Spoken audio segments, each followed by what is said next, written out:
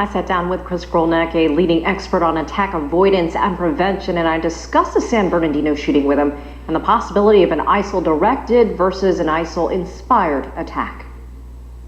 If it was an ISIS-directed attack, and we still don't know factually if it was or not, but let's just go out on a limb and say it was not, because we don't have all the information.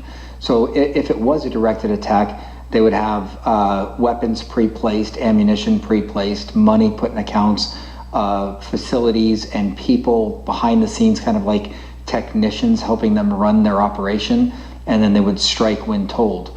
So if it was more inspired, like this is looking like what it was, although it's similar to what I just described, this means that somebody was radicalized.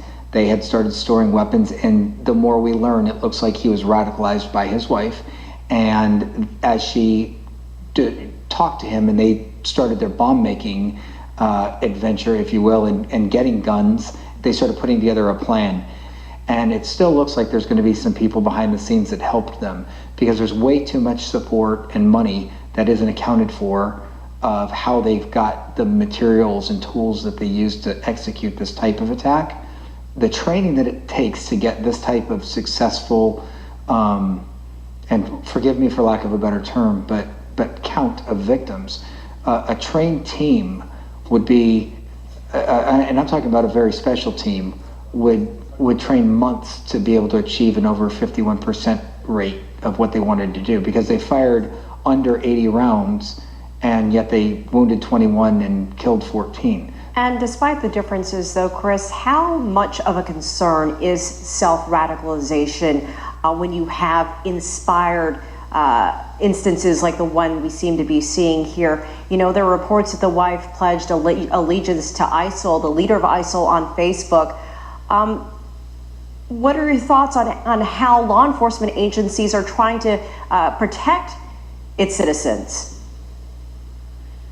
Well, I'm not sure that, I understand that she pledged allegiance to the leader of ISIL, and I get that, but I'm not sure that that is so much the key in investigating this as a terrorism attack as it is understanding that these people were talking to people on the FBI's terrorism watch list, and maybe the domestic terror or international terrorism watch list. What should we look for next? What will be happening now in the coming days as we watch this case continue to unfold?